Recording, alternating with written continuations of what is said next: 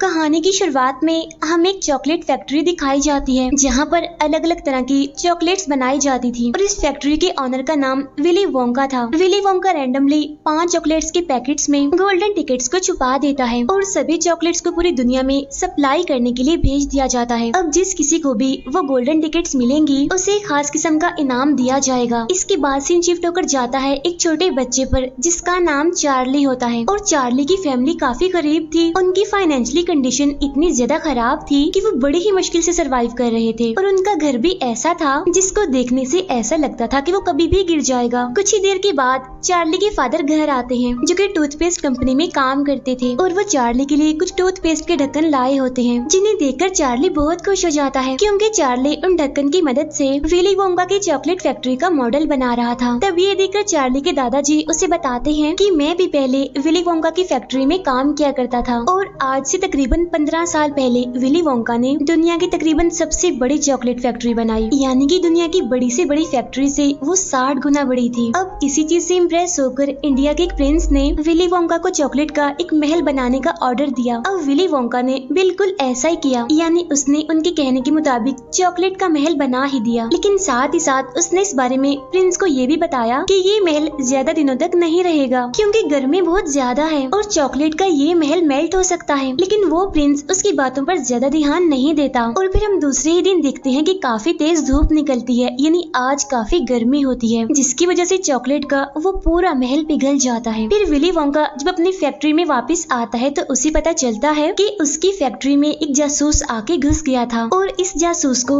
दूसरी chocolate factory के honours ने भेजा था ताकि वो विली वोंका की सीक्रेट रेसिपी को चुरा ले जिसके जरिए वो चॉकलेट्स बनाता है और वो बाकी ऑनर्स इस चीज में कामयाब भी रहे उस जासूस के जरिए। और अगले ही दिन सभी चॉकलेट्स कंपनियां विली वोंका की रेसिपी को चुरा कर उसकी सभी मशहूर चॉकलेट्स बनाकर बेचना शुरू कर देते हैं। अब विली वोंका को इस बात पर काफी दुख भी होता है, साथ ही साथ उसे काफी शौक भी लगता है और वो अपने सारे स्टाफ को निकाल देता है बगैर उन्हें कोई वजह बताए और गुस्से में आकर फैक्ट्री बंद कर देता है। फिर कुछ सालों बाद विली वोंका दोबारा से अपनी चॉकलेट फैक्ट्री को ओपन करता है और इस बार भी विली वोंका वही करता है जो कि उसने मूवी के स्टार्ट में किया था, यानी कि वो 5 चॉकलेट्स में गोल्डन टिकट्स रख देता है और इसके बाद ऐलान किया जाता है कि जिन 5 बच्चों को ये गोल्डन टिकट्स मिलेंगे उनमें से एक बच्चे को बहुत ही खास तोहफा मिलेगा। अब पूरी दुनिया में उन चॉकलेट्स को खरीदने के लिए लोगों की भीड़ बनने लगती है और उधर हम देखते हैं चार्ली को जिसका आज बर्थडे होता है। इसी वजह से उसकी फैमिली चार्ली के लिए एक विली वोंका चॉकलेट लेने का फैसला करते हैं इस उम्मीद में कि शायद उस चॉकलेट में से वो गोल्डन टिकट निकल जाए जिससे उन्हें वो खास तोहफा मिले और उनकी लाइफ थोड़ी आसान हो जाए। उन गोल्डन टिकट्स में से सबसे पहला टिकट जिस बच्चे का निकलता है वो काफी मोटा होता है। दूसरा टिकट जिस बच्ची का निकलता है उसकी फैमिली काफी अमीर होती है। यहाँ हमें पता चलता है कि ये बच्ची काफी जिद्दी होती है और इसीलिए उसके फादर ने उसकी जिद की वजह से अपने स्टाफ से विली वोंका चॉकलेट के हजारों पैकेट्स खुलवाए और तभी उनमें से एक में वो गोल्डन टिकट निकला था। फिर चार्ली के पेरेंट्स भी चार्ली के लिए एक विली वोंका चॉकलेट लेकर आते हैं और तब चार्ली बड़ी उम्मीद से उस चॉकलेट को खोलता है लेकिन इसमें से वो गोल्डन टिकट नहीं निकलता और तब इस बात से चार्ली काफी डिसअपॉइंटेड हो जाता है। लेकिन वो अपना दुख किसी को दिखाता नहीं बल्कि वो उस चॉकलेट को अपनी पूरी फैमिली के साथ शेयर करके खाता है, काफी इंजॉय करता है। तीसरी गोल्डन टिकट एक ऐसी बच्ची की निकलती है जो कि चैंपियन होती है अपने स्कूल की, साथ ही साथ उसने एक वर्ल्ड रिकॉर्ड भी बनाया हुआ था। चौथा गोल्डन टिकट एक ऐसी बच्ची का होता है जो वैसे तो काफी बदतमीज होता है लेकिन वो समझदार भी था क्योंकि उसने अपनी कैलकुलेशन से ही पता लगवा लिया था कि वो गोल्डन टिकट किस पैकेट में होगा। अब यहाँ इस बच्चे को चॉकलेट बिल्कुल भी पसंद नहीं थी, इसीलिए उसने विली वोंका की अभी तक कोई भी चॉकलेट नहीं खाई थी। उधर हम देखते हैं कि पूरी दुनिया में चॉकलेट्स की सेल बढ़ने की वजह से टूथपेस्ट की डिमांड भी बढ़ने लगी। इसी वजह से उस कंपनी में काम करने वाले जितने भी एम्प्लॉयज थे उन सबको ही निकाल दिया जॉब से ताकि उनकी जगह रोबोट्स को लाया जा सके। अब क्योंकि चार्ली के घर में कमाने वाले सिर्फ उसके फादर ही थे तो आज उनका ये एक जरिया भी खत्म हो जाता है और अब उनका घर चलाने वाला कोई भी नहीं था। लेकिन चार्ली के फादर ये बात अपने घर में किसी को भी नहीं बताते।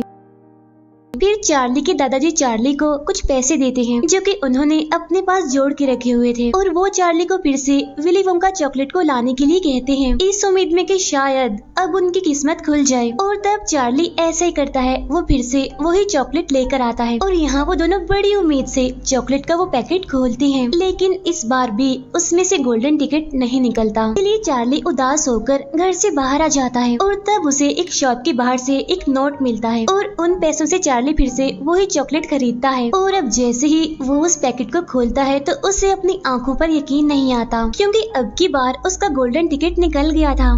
चार्ली के आसपास खड़े हुए सारे लोग उस गोल्डन टिकट को देखने लगते हैं और उसे खरीदने के लिए वो चार्ली को बहुत सारे पैसे ऑफर करते हैं, लेकिन शॉप ओनर चार्ली की भलाई के लिए उसे अपनी शॉप से जाने के लिए कहता है ताकि चार्ली से कोई उस टिकट को छीन ना ले। इसीलिए चार्ली खुशी खुशी अपने घर आ जाता है और वो बहुत ही खुश होते हुए उस गोल्डन टिकट को अपनी फैमिली को दिखाता है। और जैसे गोल्डन टिकट को चार्ली के दादाजी देखते हैं तो वो खुद को रोक नहीं पाते, इसीलिए वो फौरन उठकर डांस करने लगते हैं। फिर वो उस गोल्डन टिकट को अपने बेटे को देते हैं और कहते हैं कि बेटा मुझे पढ़कर तो सुनाओ, इस पे क्या लिखा है। तब उनका बेटा उन्हें बताता है कि इस पर लिखा है कि बच्चे के साथ उसकी फैमिली का कोई एक बड़ा आ सकता है और जब ये लोग अपना इनाम लेने के लिए जाएंगे तो इन्हें चॉकलेट का एक भरा हुआ ट्रक देकर भेजा जाएगा। यानी कि वो इतनी ज्यादा चॉकलेट होगी कि अगर इंसान उसे खाता भी रहे तो फिर भी उसकी पूरी जिंदगी में वो चॉकलेट खत्म ना हो। और पांचों में से एक बच्चे को एक खास किस्म का तोहफा दिया जाएगा, यानी कि ऐसा तोहफा जो उसने कभी भी नहीं सोचा होगा। चार्ली के दादाजी यहाँ पर कहते हैं कि मैं जाऊंगा चार्ली के साथ, क्योंकि वो चार्ली के साथ जाने के लिए काफी एक्साइटेड थे। यहाँ पर चार्ली अपनी फैमिली को बताता है कि मुझे एक औरत ने इस टिकट के बदले में बहुत सारे पैसों की ऑफर की थी और वो पैसे लेने के बाद हमारी लाइफ बिल्कुल चेंज हो जाएगी। तब ये सुनकर चार्ली के दादाजी उसे अपने पास बुलाते हैं और उसे समझाते हुए कहते हैं कि देखो बेटा, पैसा तो सभी के पास होता है, लेकिन ये जो गोल्डन टिकट है ना, ये अनमोल है, जो सिर्फ पूरी दुनिया के सिर्फ 5 खुशनसीब लोगों के पास ही है। और तब ये सुनकर चार्ली मान जाता है। फिर अगले दिन पांचों बच्चे अपने अपने फैमिली मेंबर के साथ चॉकलेट फैक्ट्री के बाहर पहुंच जाते हैं। अब उनके अलावा वहां पर और भी बहुत सारे लोग आए हुए थे वो सब कुछ देखने के लिए। फिर गेट खुलता है और अंदर से आवाज आती है, आपका वेलकम, प्लीज अंदर आइए। और तब ये सुनकर वो सारे अंदर जाते हैं।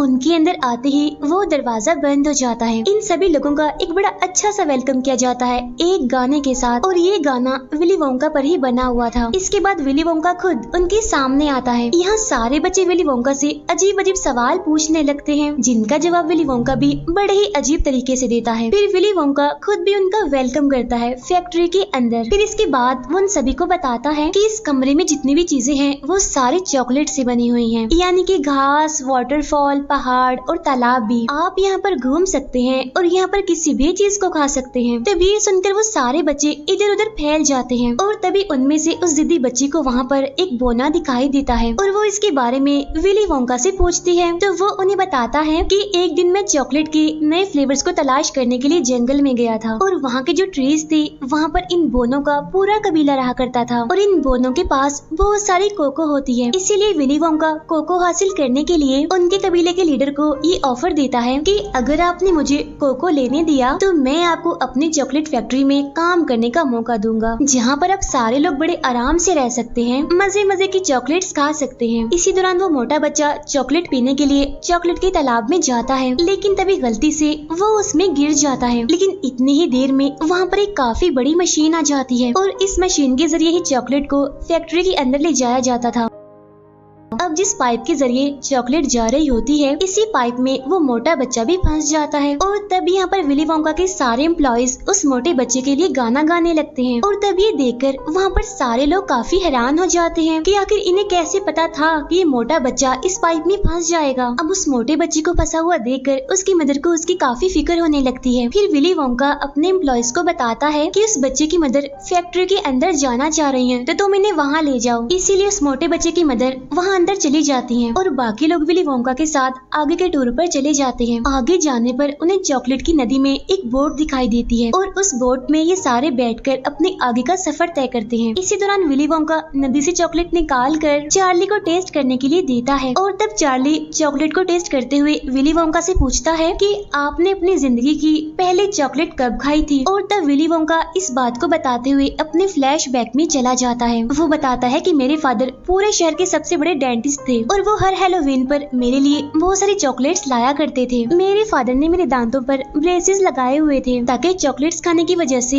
मेरे दांत खराब ना हो। मेरे फादर मेरी सारे चॉकलेट्स को आग में फेंक दिया करते थे। इसके बाद हम दोबारा से प्रेजेंट टाइम में आते हैं। इसी जर्नी में उनके सामने बहुत सारे नए नए रूम्स आते हैं। फिर वो फाइनली विली वोंका के फेवरेट रूम में पहुँचते हैं और ये रूम होता है इन्वेंटिंग रूम। यहाँ पर एक नई किस्म की बबल गम को बनाया जा रहा था। फिर विली वोंका उनको बताता है है कि इस बबल गम में टोटल 3 फ्लेवर्स हैं, लेकिन अभी भी मुझे कुछ ठीक नहीं लग रही, अभी मुझे इसमें कमियां लग रही हैं। और तब विली वोंका की पूरी बात सुने बगैर वो चैंपियन बच्ची उस बबल गम को खा लेती है, जिसकी वजह से उसकी पूरी बॉडी ब्लूबेरी की तरह नीली पड़ने लगती है। तब यहाँ पर विली वोंका के एम्प्लॉइज एक बार फिर से गाना गाने लगते हैं, लेकिन उस बच्ची की मदर परेशान हो जाती है। यहाँ विली वोंका मजाक करते हुए अपने एम्प्लॉइज से कहता है कि ये बच्ची ब्लूबेरी बन चुकी है और इसका जूस ज्यादा हो गया है और इसी वजह से उसे यहाँ से निकाल लो। तब उस बच्ची की मदर भी अपनी बेटी की हेल्प करने लगती है और बाकी के सब विली वोंका के साथ आगे के टूर पर निकल जाते हैं। और तब यहाँ पर विली वोंका बताता है कि मेरे फादर ने मेरी जो चॉकलेट्स आग में फेंक दी थी उनमें से एक जली हुई चॉकलेट मैंने खा ली थी और फिर उसके बाद मैंने बहुत सारी चॉकलेट्स खाई। प्रेजेंट टाइम में वो एक नट्स के रूम में पहुँचते हैं। यहाँ पर बहुत सारी गुलहरियाँ थी जो कि हाईली ट्रेंड थी। वो अच्छे नट्स को चुन लेती थी और खराब नट्स को रिजेक्ट करके उन्हें फेंक देती थी। तब ये देखकर वो जिद्दी बच्ची अपने फादर से कहती है, पापा प्लीज मुझे गुलहरी लेनी है, मुझे ले दीजिए ना। तब ये सुनकर विली वोंका उससे कहता है, तुम उसे नहीं ले सकती क्योंकि हम यहाँ पर इन गुलहरियों को बेचते नहीं। लेकिन वो जिद्दी लड़की फिर भी बाज नहीं आती। वो एक गुलहरी को पकड़ने के लिए उनके दरमियान ही चली जाती है और तब ये बात उन गुलहरियों को बिल्कुल भी पसंद नहीं आती। इसीलिए वो सारी गुलहरियाँ उस बच्ची पर चढ़ने लगती है क्योंकि वो उसे भी एक नट ही समझ रहे थे और वो गुलहरियाँ उसे चेक कर रही थी क्या ये एक अच्छा नट है। लेकिन वो बच्ची उन गुलहरियों को पसंद नहीं आती, इसीलिए वो उसे खराब नट समझकर डस्टबिन में फेंक देती है और तब उसे बचाने के लिए उसके फादर भी चले जाते हैं। यहाँ दोबारा से विली वोंका के एम्प्लॉइज गाना गाने लगते हैं कि वो बच्ची जिद्दी अपने फादर की वजह से ही है क्योंकि उसके फादर उसकी हर अच्छी बुरी बात मानते थे। और तब उनमें से एक गुलहरी उसके फादर को भी वहीं पर ही फेंक देती है, यानी जहाँ पर उनकी बेटी गई थी। तब बचे हुए लोग फिर से आगे के टूर पर निकल जाते हैं। तब विली वोंका उन्हें एक अलग ही लिफ्ट में लेकर जाता है और ये लिफ्ट सिर्फ ऊपर से नीचे नहीं बल्कि दाएं से बाएं भी जाया करती थी। लिफ्ट के जरिए वो लोग बहुत सारे रूम्स को देखते हैं।